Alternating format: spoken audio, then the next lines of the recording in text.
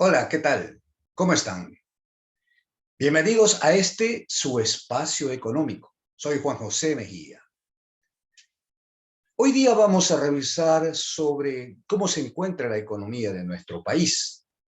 Y para ello vamos a hacer una revisión de las principales variables económicas, es decir, de los indicadores de cómo están funcionando los más importantes sectores de la economía. Por ejemplo, en los precios, la producción, el comercio, la deuda. Y vamos a tomar, en primer lugar, la inflación, es decir, el IPC. La inflación es la variación porcentual que periódicamente se realiza en el IPC. Las amas de casas, la ciudadanía en general se encuentra preocupada. Están subiendo los precios, los sueldos no alcanzan. En realidad, la inflación tiene gran importancia, sobre todo en la economía popular. Veamos cómo se genera la inflación en un país. En términos clásicos, la inflación proviene de esto que se conoce como la ley de la oferta y la demanda. La oferta de bienes y la demanda o consumo de esos bienes.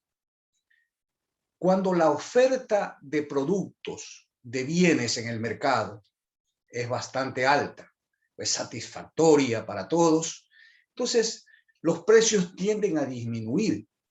Es como, por ejemplo, cuando es la cosecha de sandías, hay bastantes sandías y evidentemente esa fruta baja de precio.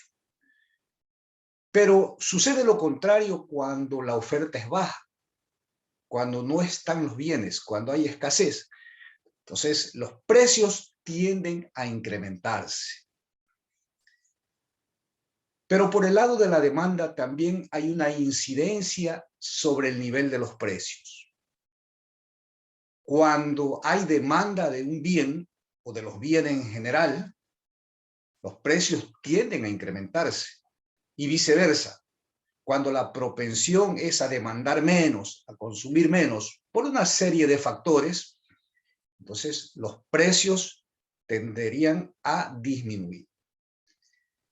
Esta teoría la elaboró, la planteó ya en el siglo XVI el economista francés Jean Bodin, quien observó que en Europa, por la llegada de metales preciosos, de oro y de plata, luego de la conquista del continente americano, se había desatado un nivel de inflación que para ese entonces era bastante alto. En realidad, los niveles de variación de la inflación no eran exagerados, no estamos hablando de niveles de 4, 6%, pero para Europa era prácticamente un hecho desconocido hasta ese entonces. Entonces, Jean Bodin planteó que había que controlar la masa monetaria, porque la llegada de oro y de plata generó la producción de más cantidad de dinero. Y para Bodin había que controlar precisamente el circulante que existe en la economía. En nuestra era moderna hay otro instrumento que es sumamente importante para controlar la inflación y que se llama la tasa de interés. Cuando los precios tienden a incrementarse dentro de la economía de un país, a través del Banco Central, el gobierno influye sobre las tasas de interés, sobre todo las referenciales. Es decir, si tenemos inflación alta, la tendencia es a subir las tasas de interés, porque eso desestimula el movimiento de dinero dentro de la economía. Y lo contrario, cuando necesitamos incentivar la producción y cuando tenemos una inflación que es controlable, manejable, entonces se tiende a bajar las tasas de interés. Bueno, John Keynes de alguna manera contrarrestó esta teoría clásica de la inflación desde la liquidez, ¿no? Él decía que era la oferta. Para John Keynes, en realidad, la inflación moderada dentro de un país no es mala, ¿no? Él hablaba de inflaciones del 2-3%, que era más bien conveniente, porque eso significaba que había dinamismo en la economía. Evidentemente que cuando la inflación se disparaba por encima de 6, 8, 10%, entonces ya se empezaba a generar un problema, ¿no? Porque esto podía, a través de la espiral inflacionaria, degenerarse en una hiperinflación, como de hecho se ha dado en muchos países, en Alemania, recordemos, luego de la Segunda Guerra Mundial, en la entreguerra entre la Primera y Segunda Guerra Mundial, en algunos países asiáticos, africanos, también han habido procesos de hiperinflación, y tenemos aquí el caso nuestro en Latinoamérica de Venezuela. Entonces la inflación hay que tenerla controlada.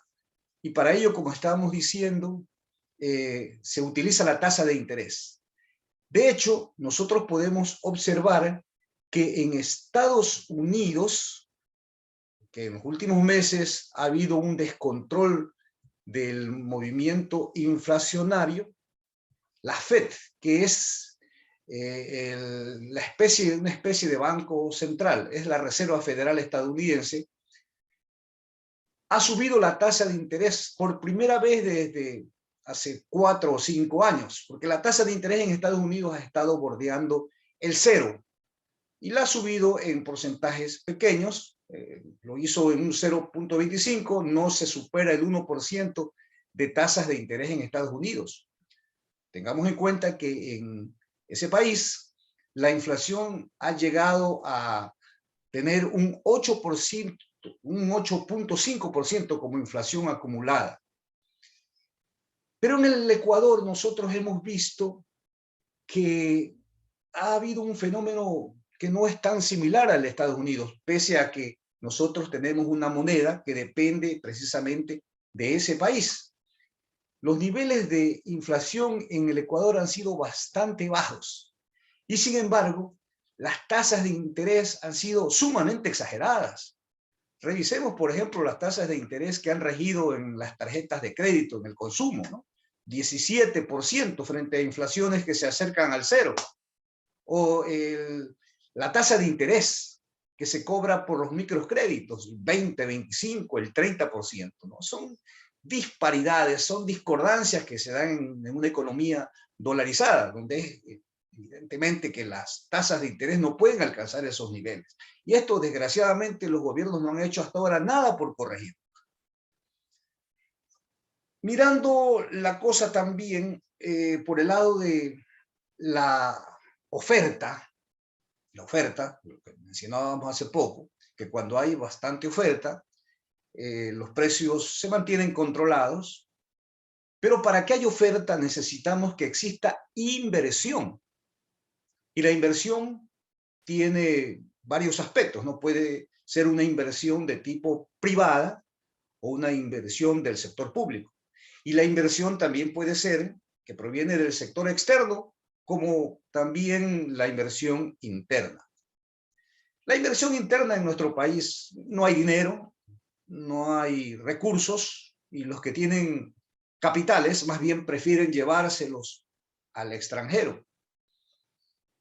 En lo que se refiere a la inversión externa de nuestro país ha sido una de las más bajas del conjunto latinoamericano.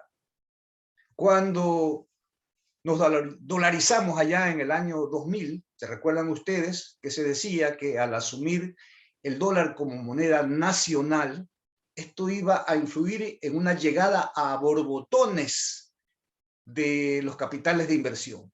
Pero como estamos observando, la evolución de la inversión externa directa que llega al Ecuador es sumamente baja, ¿no? Hemos estado por niveles no sobrepasan los 1.000 millones de dólares anuales.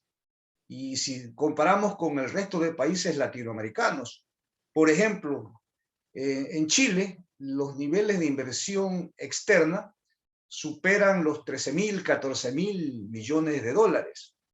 En Colombia tenemos niveles de inversión de 15.000 millones de dólares.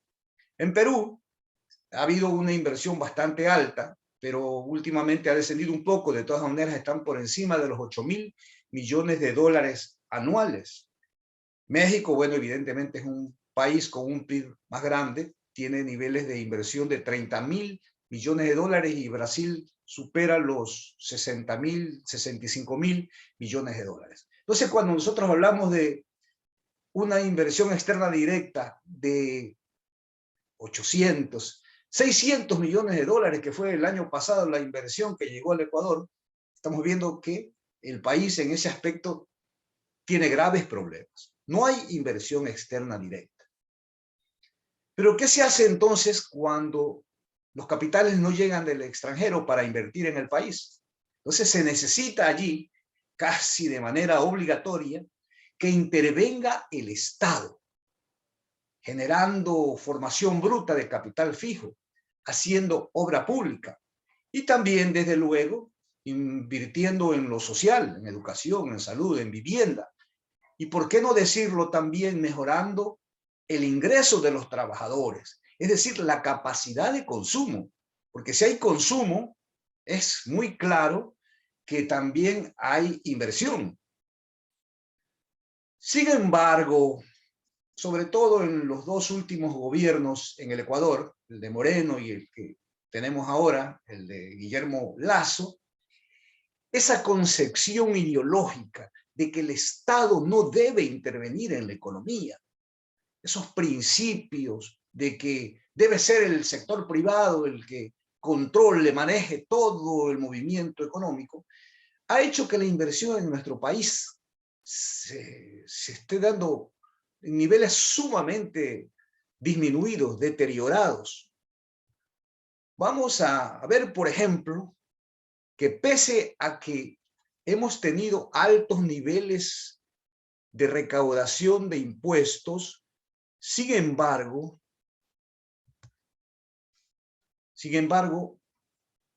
es muy claro que el gobierno no está destinando esos recursos para la inversión pública. Miren, tenemos aquí que entre enero y abril, se lograron recaudar 6.239 millones de dólares, ¿no? Observemos cómo fue subiendo, sobre todo luego de que se aprobó la ley tributaria, cómo el impuesto a la renta fue incrementándose y en abril tuvimos un récord de 1.185 millones de dólares recaudados por impuesto a la renta, que superan con bastante diferencia las recaudaciones del impuesto al valor agregado, que en cambio meses en el pasado, en meses anteriores, habían sido superiores a las recaudaciones del impuesto a la renta. Pero desafortunadamente, pese a que hemos tenido esas fuertes recaudaciones, y pese más aún a que como consecuencia del conflicto que se da allá en Europa, entre Rusia y Ucrania, y que eso ha hecho que se incrementen los precios del petróleo, trayendo mejores y mayores recursos para nuestro país. Sin embargo, la inversión pública se encuentra prácticamente nula en el Ecuador. Observemos que en el plan anual de inversiones hasta abril,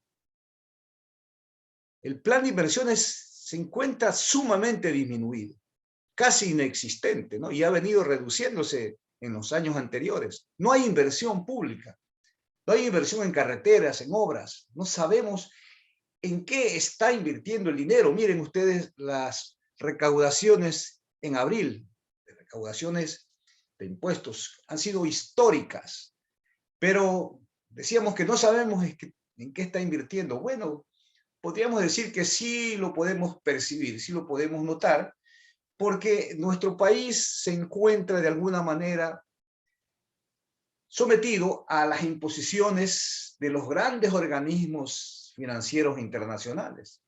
El Fondo Monetario Internacional, por ejemplo, como condición para poder ayudarnos con nuevos desembolsos de crédito, ha impuesto que el Ecuador, que el gobierno ecuatoriano debe reducir el déficit de su presupuesto fiscal. Es muy cierto que el déficit de nuestro presupuesto general del Estado ha llegado a niveles casi inmasientos.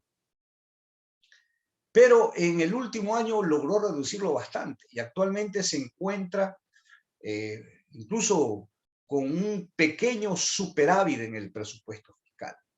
Y esto se lo ha conseguido no solamente evadiendo la necesaria obra, sino también reduciendo personal, manteniendo paralizados los sueldos, causando el despido masivo. No nos logramos todavía recuperar del enorme desempleo que fue provocado por la pandemia en el 2020 y en el 2021. Seguimos con los mismos niveles de desempleo. Entonces no hay consumo en el país, no hay inversión. Y si no tenemos eso, es muy claro, nadie lo puede negar, que si no hay consumo, no hay demanda, entonces la producción se encuentra totalmente alicaída y será muy difícil que, como estamos actualmente con esa visión neoliberal de que el Estado no participe para nada, el Estado no sirve, el Estado no debe meterse en las cosas que son exclusivas de los empresarios privados. Entonces, bajo esa concepción, seguiremos todavía con estos bajos niveles de producción, tendencia a incrementarse de la inflación, pese a que estamos dolarizados, con el comercio reducido y tratando de conseguir dineros y recursos solamente mediante el endeudamiento externo. Muy bien, estos otros indicadores los dejamos para una siguiente entrega. Les agradezco mucho.